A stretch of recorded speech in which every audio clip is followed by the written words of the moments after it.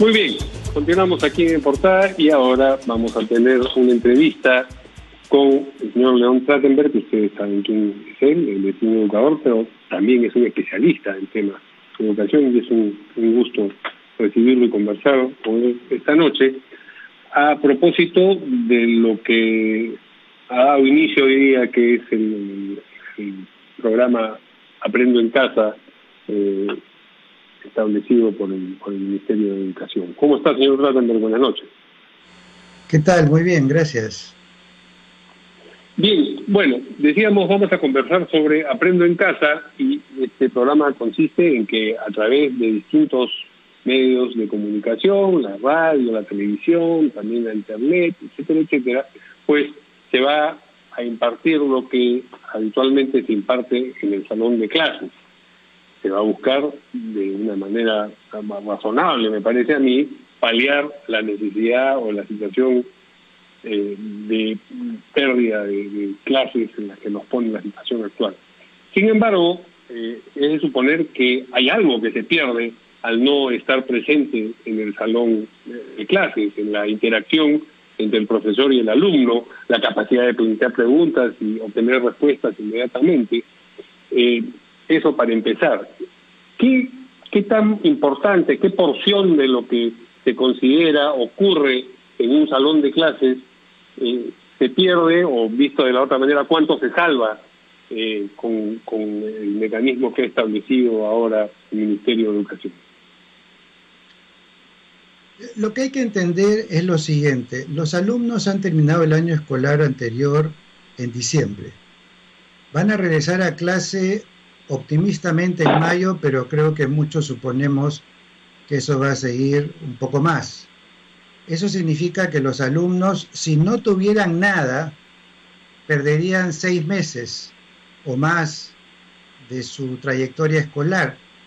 Y entonces de lo que se trata es ver la manera de mantener un vínculo, una continuidad con el quehacer de la vida escolar, que implica enfrentar retos, aprendizajes, mantener un cierto hábito de trabajo escolar, pero obviamente dentro de un escenario distinto al de salón de clase presencial, por lo que se requieren enfoques y priorizaciones alternativas.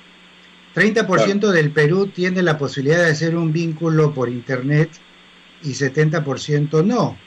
Entonces hay que utilizar distintos medios para garantizar esa continuidad del vínculo profesores, alumnos, aprendizaje, que en este momento es mucho más importante que los contenidos que eventualmente hubieran desarrollado si hubieran ido presencialmente a la escuela. Eso siempre se puede reprogramar, siempre se puede reformular, siempre se puede buscar formas por las cuales aquellos objetivos no alcanzados, digamos, en el periodo se reformulen, se replanteen, se integren con otros. La idea, creo que más sentido tendría, sería convertir el año 2020 y 2021 como un solo ciclo, de tal manera de que todo lo que se evidencie no haber sido aprendido en el 2020 se incorpore al 2021, y de esta manera en esos 2 años se va supliendo aquello que no se pudo hacer en el primer semestre. Pero el primer semestre hay que entender que es un semestre en el cual se están desarrollando una serie de habilidades que no son las usuales para la escuela presencial. Para empezar, todo el aprendizaje del mundo virtual para profesores y alumnos, que es un aprendizaje que les va a quedar para toda la vida, porque no es que una vez que regresen a clases todo eso va a pasar al olvido. Ellos se va a convertir parte de su habilidad y de su cotidianidad, con lo que el Perú va a poder dar un salto importante en sus modelos educativos a partir del retorno a clases. Claro, se aprendió a la fuerza, digamos, producto de la circunstancia, con mucho costo de esfuerzo y problema, pero al final se va a estabilizar y se va a convertir en un saber usual. ¿No?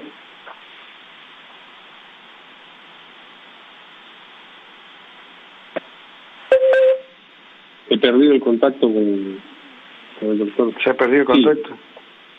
Sí, bueno, lo que yo quería, digamos, que usted precisase cuando ha mencionado el hecho de que los contenidos del 2020 podrían ser, digamos, cubiertos también en el 2021.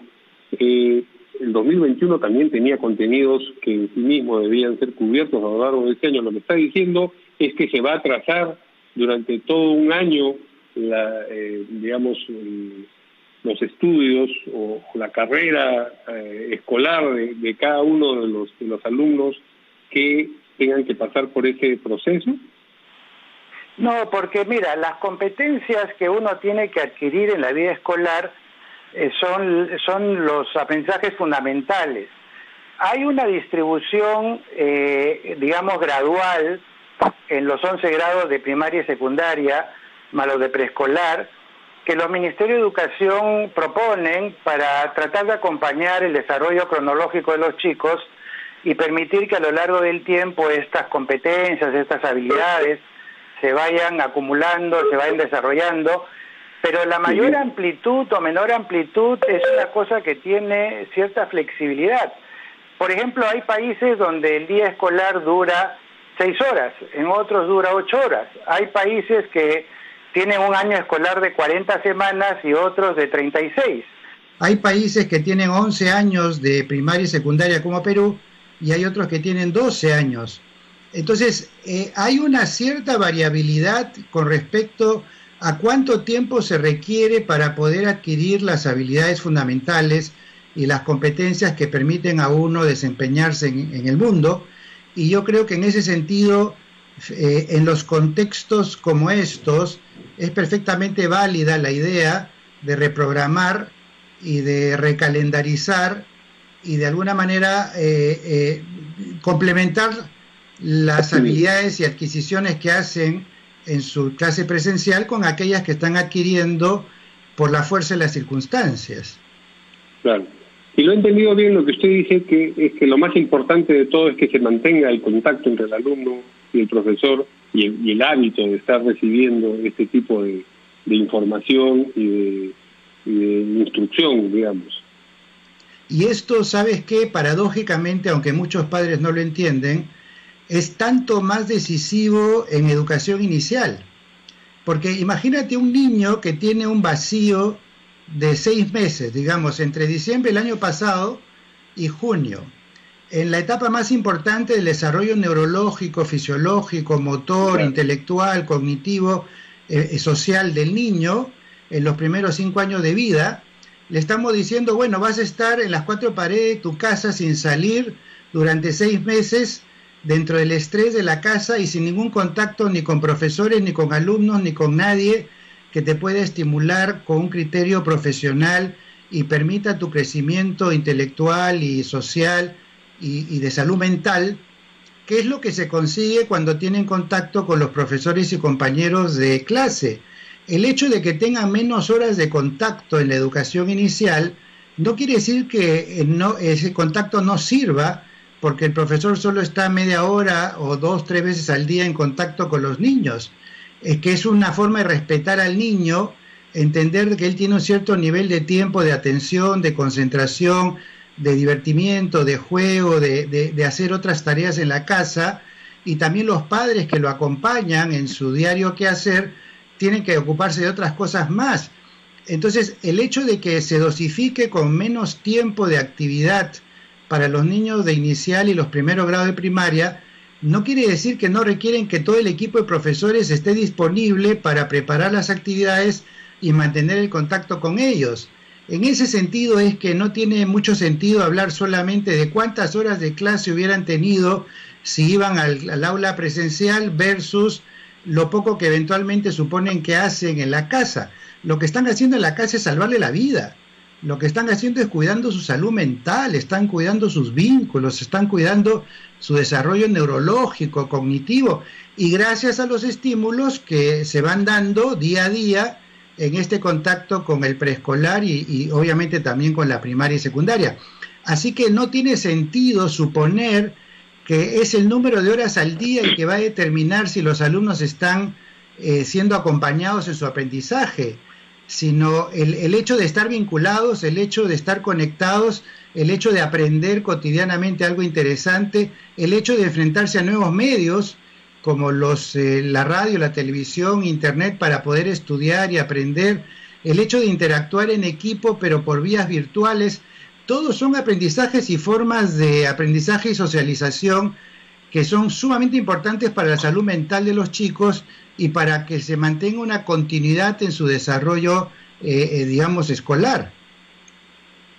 ¿Y qué pasa? Esta es una pregunta frecuente de parte de los padres. ¿Qué pasa con las evaluaciones? ¿Cómo se va a evaluar lo que se ha avanzado, digamos, durante este tiempo de aprendizaje a la distancia? Bueno, hay dos formas. Una es la retroalimentación diaria entre profesores y alumnos. Se supone que cuando un profesor entra en contacto con los alumnos vía Zoom, vía aula virtual, vía teléfono celular, el mecanismo que use, tienen los alumnos la posibilidad de explicarle al profesor lo que han hecho y el profesor la posibilidad de devolverles algún tipo de feedback, de tal manera que ese es un proceso continuo de evaluación, lo que normalmente se llama evaluación continua. Vamos viendo qué aprenden día a día y en función de eso vamos estimulando a los alumnos o recogiendo de ellos digamos, la detección de sus aprendizajes. La otra va a ser al final del ciclo, cuando los alumnos regresen a las clases presenciales y los profesores puedan utilizar otros instrumentos de evaluación, ya tanto del proceso como de la llegada final, digamos, los indicadores de logro, de tal manera de que eso les sirva de base para la reprogramación del tiempo que sigue en la escuela. De modo que son las dos formas de evaluación que van a estar vigentes continuamente. Y sin embargo, en la discusión que ha hecho el Ministerio de Educación a propósito de este programa que inicia hoy día, ha dicho que lo que se impartió, digamos, en las clases virtuales se va a considerar como ya dictado y no recuperable. Eso no se condice, digamos, con lo que usted está diciendo a propósito de la necesidad de reprogramar eventualmente algunos contenidos. No, yo creo que lo que el Ministerio ha querido decir es que hay que considerar que el periodo de no clases debe considerarse como un periodo de aprendizaje que pueda equivaler de alguna manera al periodo de clases presenciales que es imposible de recuperar. Pero el Ministerio también ha dicho claramente de que cuando regresen los alumnos se va a evaluar qué fue lo que aprendieron y en función de eso se va a nutrir el programa que sigue de su vida escolar. No nos olvidemos, por ejemplo, que un niño que solamente estuvo expuesto a la televisión o a la radio es distinto a un niño que estuvo expuesto a aulas virtuales, internet, Zoom y demás, y tampoco podemos pretender que con una sola evaluación vamos a tener resuelta toda digamos, el patrón homogéneo de aprendizaje de todo el país. Claro, esto tiene que ver con el asunto de la retroalimentación que usted mencionaba, o el feedback. Es decir, quienes reciben la clase por internet y pueden a su vez comunicarse con quien se está impartiendo, tienen esa posibilidad de retroalimentar al maestro. Quienes reciben la clase por radio ciertamente no. Pero de todas maneras, perdona Mario, se calcula que 90% del Perú tiene teléfono celular. Y eso significa que es un medio a través del cual se puede interactuar entre profesores y alumnos o padres de familia, no solamente en cuanto a mandar información y recibirla, sino también retroalimentar y tomar nota de lo que han hecho los chicos. Lo otro que se ha sugerido es que los chicos hagan un portafolio en el cual colocan los trabajos que les van sugiriendo a través de la televisión o la radio, de tal manera de que ese portafolio, cuando regresen a clases, sirva para que los profesores vean qué hicieron, qué aprendieron, qué produjeron, y a partir de eso puedan nuevamente utilizarlo como insumo para definir cómo van a trabajar en el resto del año y eventualmente el año siguiente, para que no se afecten las competencias principales que hay que cultivar en cada grado. Y todo esto además tiene el componente adicional de la lengua. Como sabemos, en el Perú se hablan muchas lenguas, muchas muy importantes, varias de ellas tienen una cantidad de hablantes importantes, el castellano, el quechua, la aymara, por supuesto, pero también en el oriente peruano hay una serie de lenguas importantes, y todo este conocimiento y toda esta información de la que estamos hablando tiene que ser pues transmitida para los hablantes de esas lenguas en la lengua que ellos cultivan y conocen. Bueno, el Ministerio de Educación está preparando versiones en las distintas lenguas nativas. Personalmente no recuerdo exactamente cuántas son, pero sé que hay una gran cantidad de versiones que han sido trabajadas justamente con personas que vienen de esas comunidades y que dominan tanto el castellano como la lengua nativa, de tal manera que puedan transmitir estos contenidos y estas actividades de una manera equivalente a la que harían en castellano, solamente que claro, en su lengua nativa. Pero también hay que tomar en cuenta que una buena parte de la comunicación tiene que ver con cultura oral, tiene que ver con historias y tradiciones locales, tiene que ver con cuentos del entorno, con la geografía y medio ambiente del lugar, y entonces eso no solamente tiene que ver con idiomas, sino también con todo el ecosistema cultural, social, geográfico, del lugar donde viven los chicos, y que estas personas que están haciendo la traducción, lo que están traduciendo no solamente es una lengua, sino que están llevando un enfoque intercultural para que las competencias que hay que adquirir se adquieran dentro del contexto cultural propio de la comunidad que está siendo atendida. Claro, en realidad es un esfuerzo muy, muy importante, y como reflexionaba usted al principio de la entrevista, hay una ganancia en medio de la enorme pérdida que supone toda esta situación y todo este tránsito. O la habrá, digamos. Bueno, yo no tengo ninguna duda. Mire, lo que ha pasado es lo siguiente. Hay una primera semana que es la semana del choque, donde todo el mundo se asusta, profesores que dicen que no saben, que no entienden, los alumnos tampoco, los padres no saben ni siquiera sintonizar el canal donde está el programa, etcétera. La segunda semana es la de el aprendizaje de los errores, donde uno ajusta, replantea, reformula, afina el modelo, y yo diría que hacia la tercera semana ya la gente está montada sobre el caballo, de tal manera que cuando lleguen a fin de abril, yo no tengo ninguna duda de que todos van a mirar hacia atrás diciendo, caray, este sistema funciona, estamos aprendiendo, los chicos la pasan bien, los profesores están volviéndose solventes, y todo ese aprendizaje que no solamente va a permitir continuar clases en mayo, en junio, el tiempo que sea necesario, después se va a convertir en un complemento de la educación presencial, porque obviamente es una adquisición que no se extingue al regresar a la educación presencial, porque dicho sea de paso, correcto, toda la educación del siglo XXI, la educación del futuro está basada en el mundo virtual más que en el presencial.